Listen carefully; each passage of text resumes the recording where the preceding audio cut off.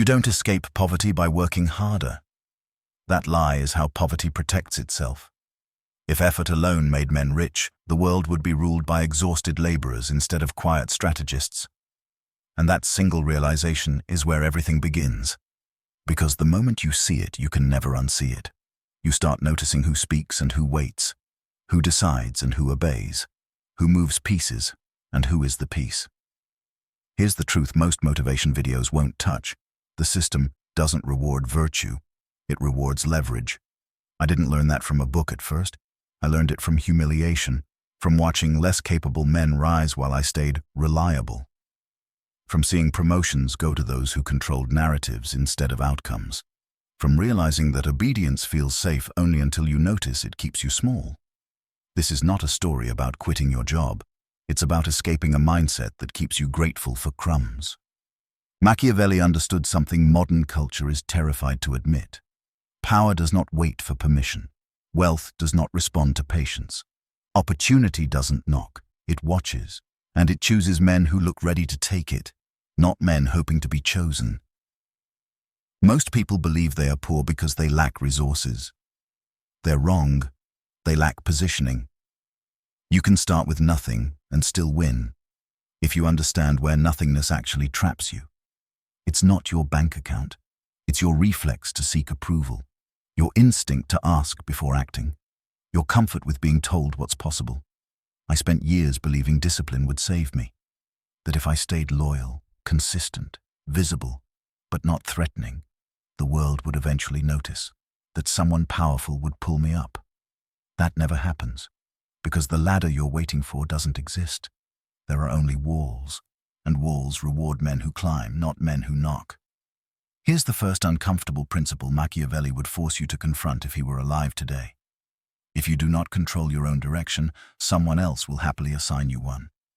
That assignment usually comes disguised as stability, a paycheck, a routine, a role with just enough comfort to dull your urgency and just enough fear to keep you compliant.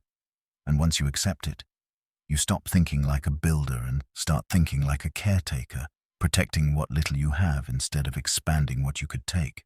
And that's the psychological cage. The poor man asks, "What should I do?"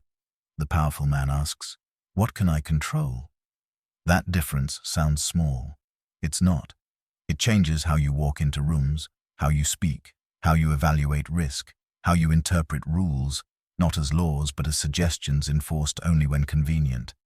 Machiavelli didn't preach chaos, he preached clarity. He understood that morality is often used by the powerful to restrain the ambitious, and that the ambitious who internalize those restraints never rise. They justify their stagnation with virtue. This channel sits in the motivation niche, but this isn't comfort motivation. This is orientation. This is about rewiring how you see the game so you stop playing the version designed to exhaust you. Because before money ever shows up, something else has to die. The version of you that waits, the version that explains himself, the version that believes fairness is a strategy. In the next part, I'm going to show you the exact psychological shift that separates men who remain stuck at zero from men who build leverage out of thin air, without quitting their job, without money, without connections. But fair warning, once you see it, you'll realize why most people never get rich. The most dangerous moment in a man's life isn't failure. It's comfort that hasn't yet betrayed him. Because comfort whispers lies. It tells you that tomorrow will look like today, that waiting is harmless, that risk is optional. And while you listen, time quietly drafts your replacement. Here is the psychological shift that changes everything, and almost no one makes it. You stop asking how to earn more, and start asking how to position yourself. That single distinction is why two men can work the same hours, possess the same skills, and end up in completely different worlds. One collects wages, the other collects influence. One is evaluated, the other evaluates. One is visible, the other is necessary. Machiavelli would tell you this plainly. Power comes first, money follows. But modern motivation reverses that truth because it's more comfortable. It tells you to grind harder, save more, wait longer, improve quietly, stay humble, be patient. And if you've followed that advice long enough, you already know the punchline. It doesn't work. I remember the exact moment this clicked for me. I was sitting in a meeting, watching a man speak confidently about ideas he didn't fully understand. I had done the work, I had the data, I had the solutions. Yet the room leaned toward him, not because he was smarter, but because he was framed as the authority. That's when it hit me. Authority is not granted, it's assumed and then defended. Most men never assume it because they're afraid of being exposed. Afraid someone will say, "Who do you think you are?" And so they wait until credentials, permission, or validation arrive. They never do. Machiavelli understood that perception moves faster than proof, that men follow certainty before competence, that confidence creates gravity, and gravity attracts opportunity. This is where the poor mindset panics. Because positioning feels dishonest at first, it feels like pretending, like stepping ahead of your place in line. And that discomfort is exactly what keeps most people obedient. They mistake hesitation for integrity. But here's the truth no one tells you in the motivation space. Every powerful man you admire stepped into a role before he was fully ready. He learned publicly. He made mistakes in motion. He let the world adjust to his presence instead of waiting to be invited into it. The man who waits to be chosen stays invisible. The man who chooses himself forces the world to respond. Now let's make this practical. You don't need money to reposition yourself. You need decisiveness. You need to speak as if you belong where you are. You need to stop framing your actions as requests and start framing them as facts. Notice the language shift. Not, "I was thinking maybe we could try," but, "This is the direction we're moving." Not, "I hope this works," but, "Here's what happens next." This isn't arrogance, it's narrative control. And narrative control is the first currency of power. Machiavelli warned that men who hesitate invite domination. That uncertainty signals weakness, and weakness attracts control. When you hesitate, someone else fills the vacuum. When you delay, someone else defines the terms. And here's the brutal part. The world doesn't punish you for overreaching. It punishes you for lingering. People forgive bold mistakes faster than timid stagnation. They respect motion, even when it's imperfect. What they despise, quietly, is wasted potential disguised as modesty. This is why so many talented men remain poor. They are waiting to be undeniable. But undeniability comes after momentum, not before it. In the next part, I'm going to break down the second Machiavellian principle that transforms nothing into something. Why being liked is one of the most expensive habits you can maintain, and how breaking that habit unlocks leverage you didn't know you already had. Most people won't like what comes next. That's exactly the point. If you want to know why most men never escape mediocrity, I'll tell you in one sentence. They are addicted to being liked, not respected, not feared, liked. And that addiction is expensive. It costs you leverage, it costs you authority, it costs you momentum. Machiavelli understood this centuries ago, long before social media, long before performance reviews, long before people confused politeness with power. He warned that the desire to please is not virtue. It is vulnerability. Because the moment your actions depend on approval, your direction no longer belongs to you. Think about how often you hesitate before speaking. How often you soften your words. How often you explain yourself so no one feels uncomfortable. That isn't kindness. That's submission wearing a friendly mask. Here's the uncomfortable truth most motivation content avoids. You cannot build wealth while prioritizing emotional comfort, yours or theirs. I learned this the hard way. I used to believe that if I was agreeable enough, opportunities would come naturally. That harmony created progress. That being easy to work with was a strategy. What it actually created was predictability. And predictable men are safe to ignore. While I was busy maintaining relationships, other men were setting terms. While I was avoiding friction, they were creating gravity. And while I was trying not to upset anyone, they were quietly becoming unavoidable. Machiavelli didn't say you should be cruel. He said you should be uncontrolled. There's a difference. Cruelty wastes energy. Control conserves it. When you chase approval, you give people veto power over your actions. You allow their moods, fears, and insecurities to dictate your movement. And here's the irony. People don't reward that sacrifice. They exploit it. The man who needs to be liked is easy to manipulate. Promise him inclusion. Threaten him with exclusion. He'll adjust himself accordingly. This is why powerful men are rarely universally loved. They don't optimize for affection. They optimize for outcomes, and outcomes create a different kind of respect, the kind that doesn't disappear when you stop smiling. Now, this is where most people misunderstand Machiavelli completely. They think he was telling men to become cold, distant, ruthless at all times. He wasn't. He was teaching selectivity, teaching you to choose when warmth serves you and when firmness protects you. Because here's the paradox. When you stop trying to be liked, people start paying attention. Your words carry more weight. Your silence becomes noticeable. Your absence creates tension. Suddenly, you're no longer background noise. This is crucial in the motivation journey from nothing to something, because at the beginning, all you really have is presence. How you show up, how you speak, what you tolerate, what you refuse. And refusal is powerful. Most men don't realize this, but every time you say yes out of fear, you reinforce your own smallness. Every unnecessary apology, every over-explanation, every nervous laugh, it trains people how to treat you. Machiavelli would call that self-sabotage. He believed that boundaries are not announced. They are enforced. And enforcement doesn't require aggression. It requires consistency. You don't argue. You don't justify. You don't chase understanding. You act and let others adjust. This is where wealth psychology begins to shift. Because once you stop managing emotions, you free up energy to manage systems. Once you stop curating approval, you start curating outcomes. And something strange happens. Some people will pull away, let them. They were never assets. They were anchors. Others will lean in, curious, cautious, attentive. They sense the shift. They don't know what changed, only that you're no longer negotiable. That's leverage. But here's the part most men aren't ready for. The moment you stop seeking approval, resistance appears. Pushback, labeling, whispers. You'll be called difficult, arrogant, changed. That reaction isn't a warning sign, it's confirmation. Because power is always criticized by those who benefited from your compliance. In the next part, I'm going to show you how Machiavelli viewed rules, why following them blindly keeps you poor, how bending them intelligently creates advantage, and why the men who rise fastest are rarely the ones who obey the most, but the ones who understand when obedience is useful and when it's a trap. What comes next separates workers from architects. Rules are not designed to help you rise. They are designed to keep outcomes predictable, and predictability favors those already on top.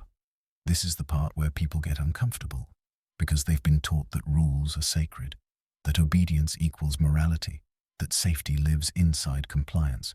Machiavelli would tell you that belief is the most efficient leash ever invented. Here's the truth. Rules are tools, not truths, not virtues, tools.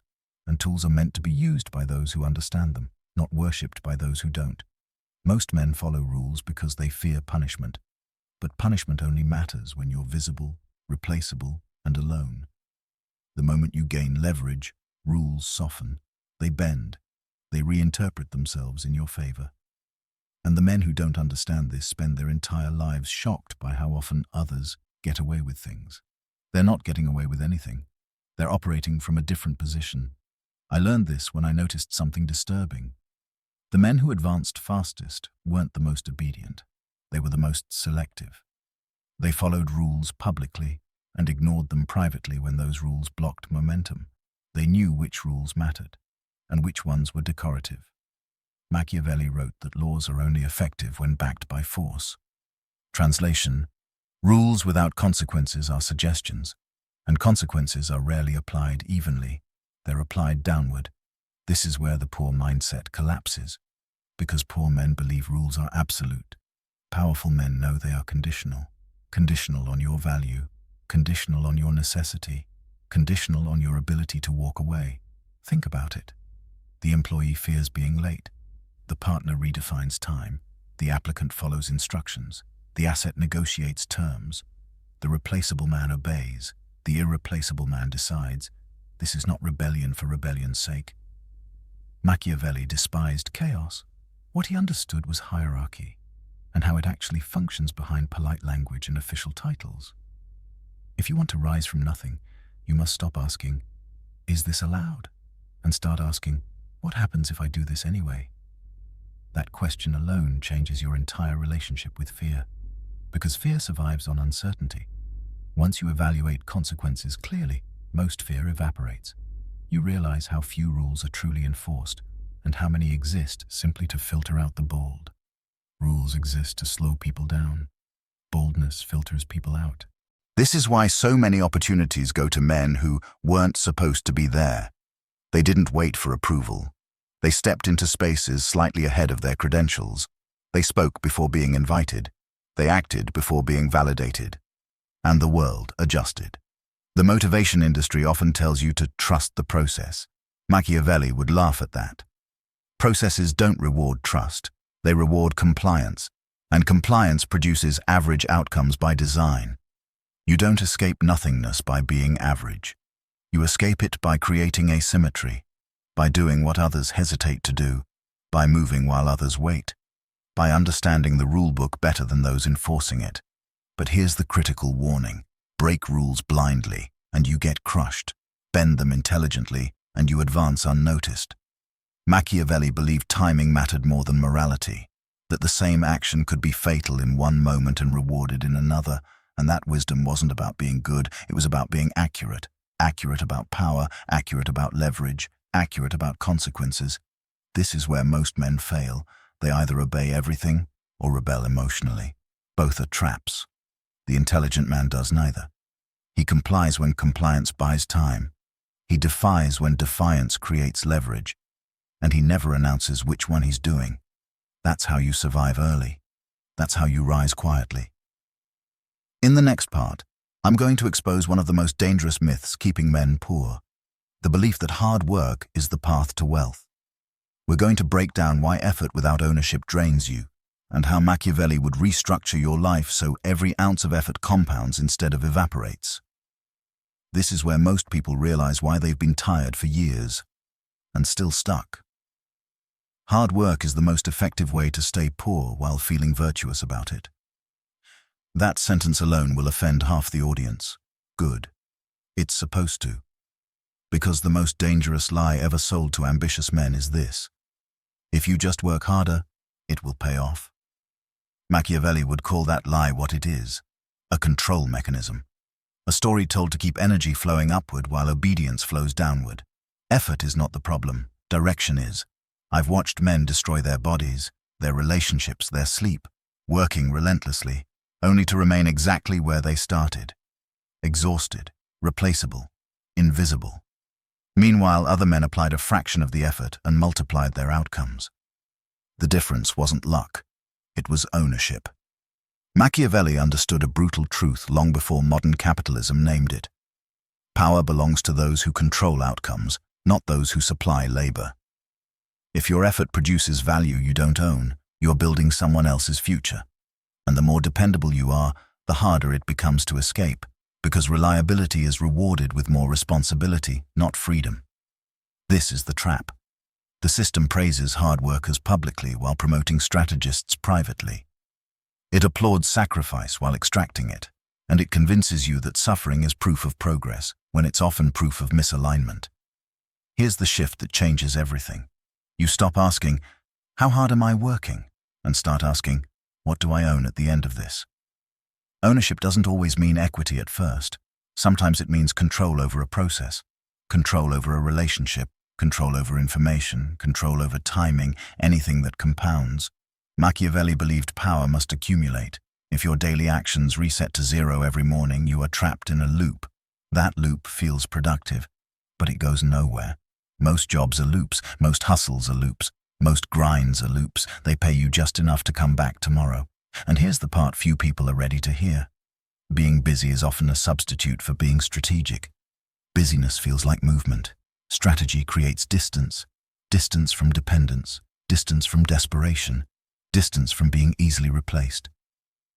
I remember realizing this when I took a day off, not to rest, but to think. No emails, no tasks, no noise, just observation. And I noticed something terrifying. The system didn't collapse without me. Nothing slowed down. Nothing needed my presence. That's when it hit me. If you can disappear without consequence, you don't have leverage. You have utility. And utility is disposable. Machiavelli would say this clearly. Never confuse usefulness with power. The ox is useful. The shepherd decides where it goes. This is where men sabotage themselves in the motivation journey. They pride themselves on being dependable instead of indispensable. They measure success by hours worked instead of influence gained. If your income stops when you stop moving, you are not building wealth, you are renting survival. Wealth begins the moment effort starts stacking instead of resetting. That might mean creating something once that continues to produce value. It might mean positioning yourself as the gatekeeper to a process others rely on. It might mean becoming the connector, the man information must pass through. Ownership is subtle at first, quiet, often unrecognized, but it changes everything. Because once you own something, even something small, you negotiate differently, you speak differently, you tolerate less. You stop begging for opportunity and start selecting it. And this is where fear enters. Because ownership creates visibility. Visibility attracts challenge. Challenge tests resolve. Most men retreat here. They tell themselves it's risky, that they're not ready, that they'll do it later. Later is the graveyard of ambition. Machiavelli warned that men who delay when opportunity appears are punished not by fate, but by faster rivals. Fortune favors speed because speed creates momentum, and momentum intimidates resistance. You don't need to quit your job today, but you do need to stop pouring your best energy into things you will never own. Every hour should either pay you now or position you to be paid later. If it does neither, it's a liability disguised as responsibility. In the next part, we're going to confront the most terrifying concept in this entire series: risk. Why poor men fear it, why powerful men calculate it, and how Machiavelli would train you to move toward danger while others freeze. Because nothing keeps men broke longer than mistaking safety for wisdom. Most men don't avoid risk because it's dangerous. They avoid it because it exposes them. Exposure reveals how replaceable you are, how unprepared, how dependent. And that realization is terrifying. So instead, men cling to safety, predictability, routines that feel secure. But Machiavelli would warn you, safety is the most expensive illusion you can buy. It costs ambition, it costs growth, and eventually it costs you time you can never recover. Here's the distinction that changes everything. Poor men fear risk. Powerful men design it. They don't jump blindly. They calculate asymmetry. They look for situations where the upside dwarfs the downside, where losing is survivable, but winning is transformative. Machiavelli believed fortune rewards men who act decisively during uncertainty. Not recklessly, decisively. There's a difference. Recklessness ignores consequences. Decisiveness accepts them and moves anyway. This is where most people get stuck. They wait until risk disappears. It never does. They wait until they feel confident. Confidence arrives after action, not before. I used to think courage was a personality trait. It's not. It's a strategy. Courage is choosing a risk you can absorb, then moving fast enough that fear can't renegotiate the terms. Fear loves delay. Fear hates deadlines. That's why the moment you commit publicly, your energy changes, your focus sharpens, your excuses evaporate. Because now there is social friction, consequence, momentum. Machiavelli understood the power of public commitment. He knew that men act differently when retreat becomes visible, when backing out costs reputation, when hesitation has witnesses. That's why powerful men often announce moves before they are fully prepared. They trap themselves into execution. They use pressure as fuel. Most men do the opposite. They wait for comfort, then act privately, quietly, safely. And because nothing forces them forward, they stall. This is the hidden engine behind wealth creation. You don't eliminate risk. You structure it so that inaction hurts more than action. Ask yourself this question and be honest. What happens if you fail? Now ask the more important one. What happens if you don't act at all? For most men, the second answer is far worse. Years pass, energy fades, options narrow, and the illusion of safety slowly reveals itself as a cage. Machiavelli warned that men lose power more often through hesitation than through bad decisions, because bad decisions still create movement. Hesitation creates stagnation, and stagnation invites control. This is where motivation becomes something sharper than inspiration. It becomes orientation under pressure. You start choosing risks that teach you, risks that force skill acquisition, risks that increase your visibility and compress learning time. You stop protecting your ego and start protecting your trajectory. But here's the paradox most people miss. The moment you take intelligent risks, people begin to treat you differently. They sense motion. They sense hunger.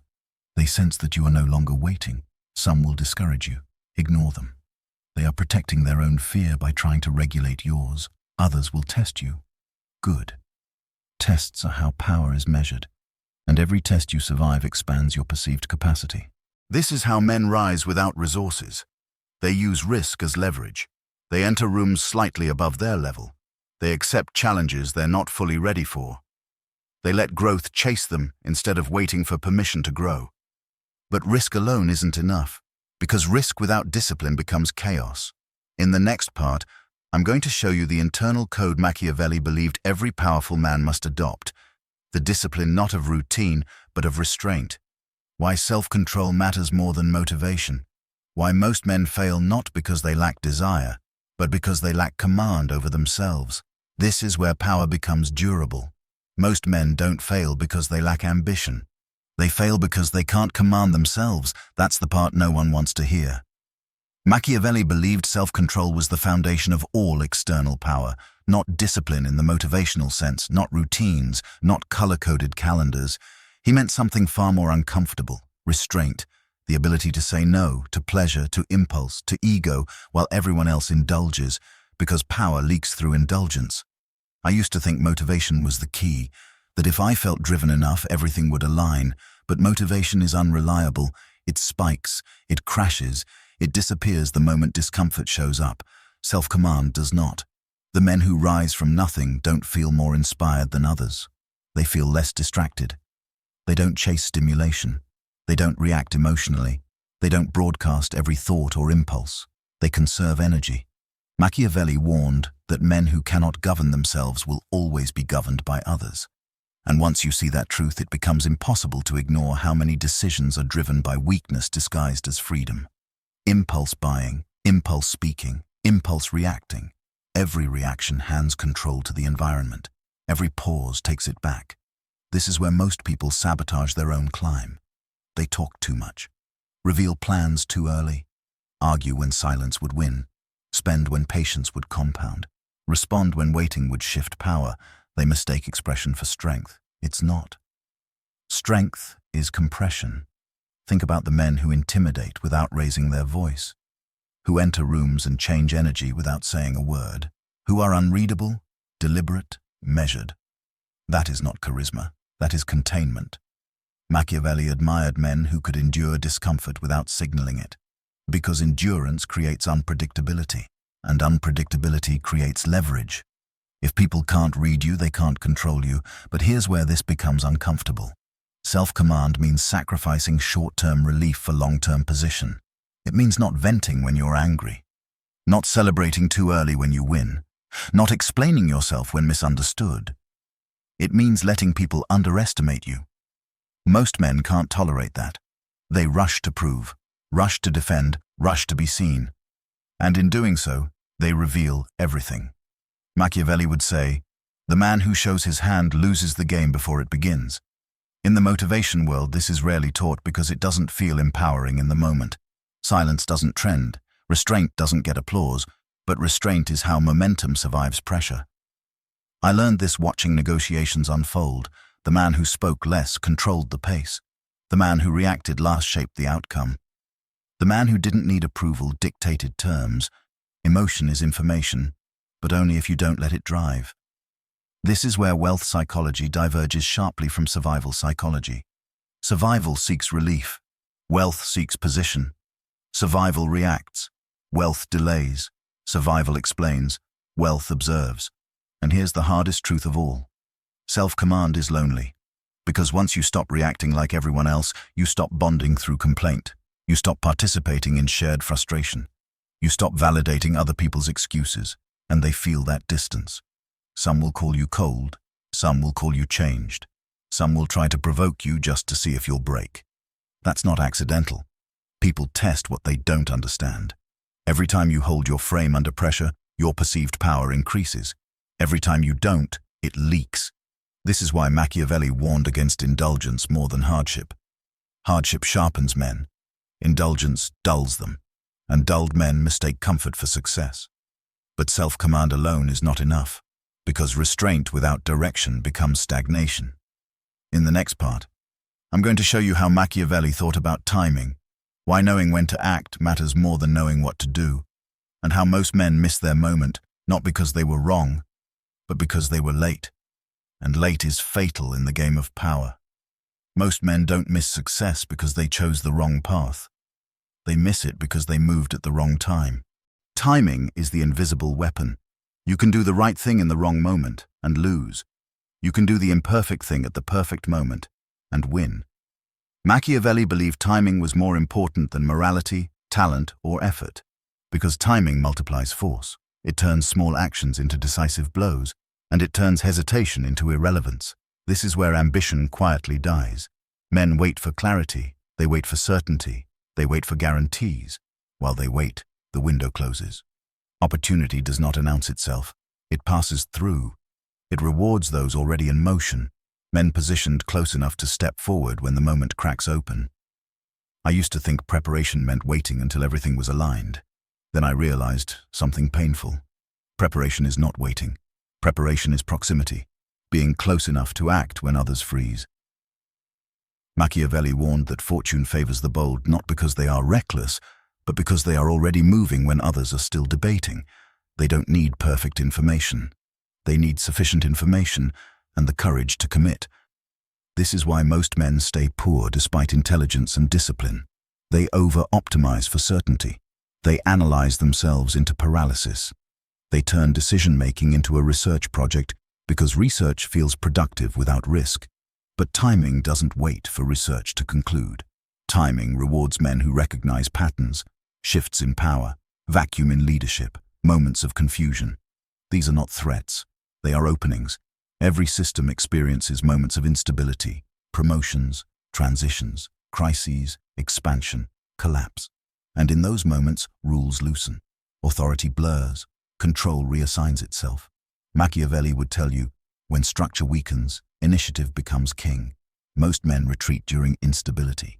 They seek safety. They hold position. They wait it out. Powerful men advance. They speak when others go quiet. They propose when others hesitate. They step forward when no one wants responsibility. And suddenly, they're in charge. Not because they were crowned, but because someone had to be. This is how power is actually seized, quietly, temporarily, then permanently. In the motivation space, timing is rarely discussed because it requires awareness, not just effort. You have to observe people, notice when leadership falters, sense when demand outpaces supply. Timing demands patience and decisiveness. That combination is rare. Most men are patient but indecisive, or decisive but impatient. The dangerous man is both. He waits without losing hunger. He moves without overthinking. Here's a rule Machiavelli lived by, even if he never wrote it this way. Act when others are emotionally compromised. Fear creates openings. Confusion creates openings. Ego creates openings. You don't exploit people, you exploit moments. But timing also applies internally. There is a moment when you are most dangerous to yourself. When comfort returns. When momentum fades. When you start telling yourself, I'll do it next month. That is the moment everything collapses. Machiavelli warned that men lose power not during chaos, but during calm. Because calm invites complacency, and complacency invites delay. If you feel a sense of urgency right now, don't soothe it. Urgency is information. It means something in your life has gone stale.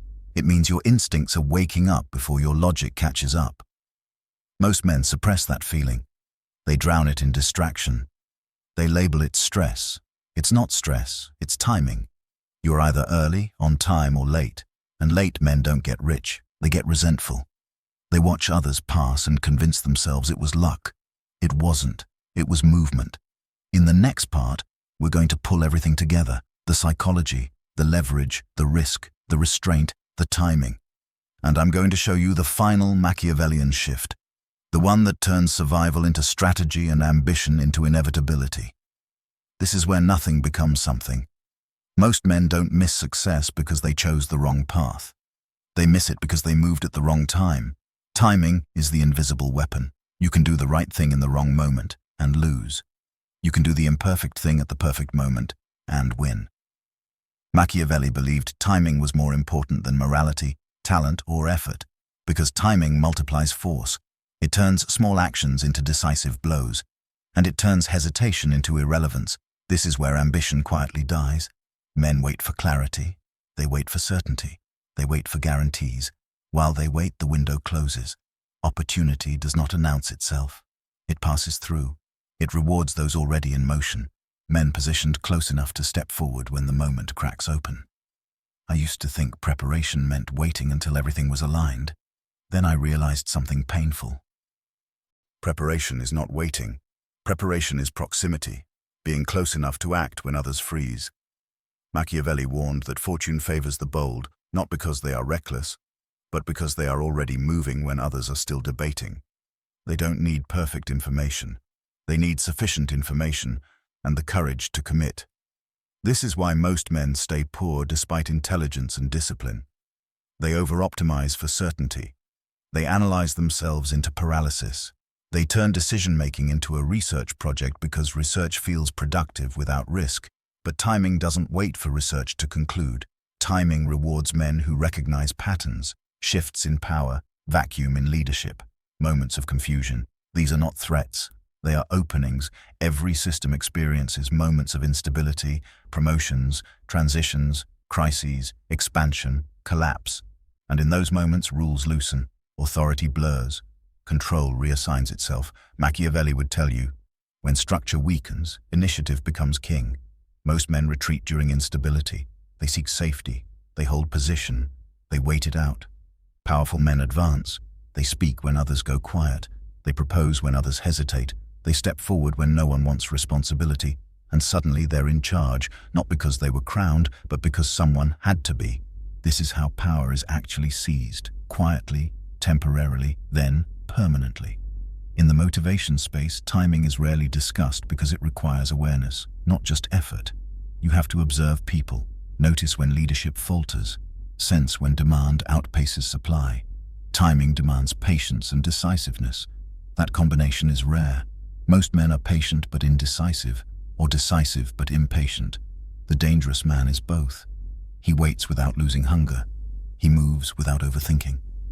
Here's a rule Machiavelli lived by, even if he never wrote it this way. Act when others are emotionally compromised. Fear creates openings. Confusion creates openings. Ego creates openings. You don't exploit people, you exploit moments. But timing also applies internally. There is a moment when you are most dangerous to yourself. When comfort returns. When momentum fades. When you start telling yourself, I'll do it next month. That is the moment everything collapses. Machiavelli warned that men lose power not during chaos, but during calm, because calm invites complacency, and complacency invites delay. If you feel a sense of urgency right now, don't soothe it. Urgency is information. It means something in your life has gone stale. It means your instincts are waking up before your logic catches up. Most men suppress that feeling. They drown it in distraction. They label it stress. It's not stress, it's timing. You are either early, on time, or late. And late men don't get rich, they get resentful. They watch others pass and convince themselves it was luck. It wasn't, it was movement. In the next part, we're going to pull everything together. The psychology, the leverage, the risk, the restraint, the timing. And I'm going to show you the final Machiavellian shift, the one that turns survival into strategy and ambition into inevitability. This is where nothing becomes something. The closer a man gets to power, the quieter he must become. This is the lesson almost everyone rejects because it contradicts everything modern culture celebrates. Visibility, branding, announcements, victory laps. Machiavelli would call all of that noise premature exposure. And exposure is how power leaks. Here is the final counterintuitive truth. The man who is about to win looks unremarkable. He doesn't broadcast his moves, he doesn't seek applause, he doesn't argue online, he doesn't announce his plans. He lets outcomes speak, late, quietly, irreversibly. Machiavelli warned that fortune turns on those who reveal themselves too early, because attention attracts resistance, and resistance slows momentum. When you are still building, invisibility is protection.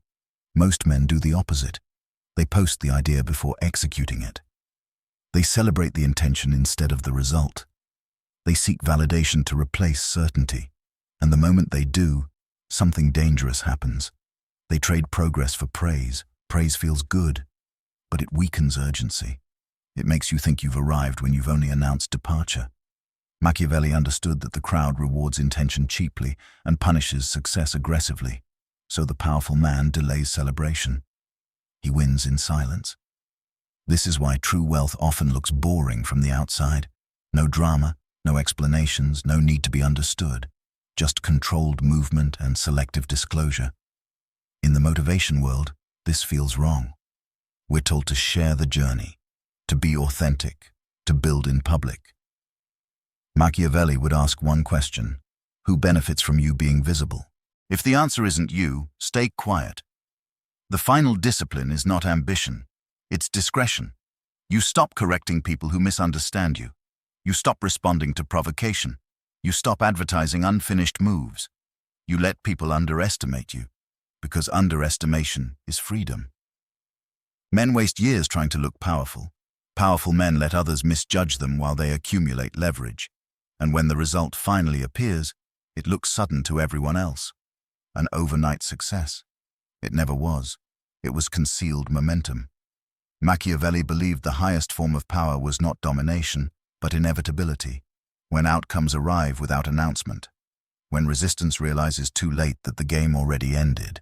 This is how you actually rise from nothing, not by working harder, not by being liked, not by following rules blindly, but by mastering psychology, by choosing position over comfort, by risking intelligently, by restraining ego, by acting at the right moment, and by disappearing when visibility becomes a liability.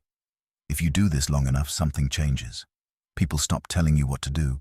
They start asking what you think, and by then, you won't need to explain anything. Because power doesn't speak loudly, it moves quietly and leaves no doubt behind.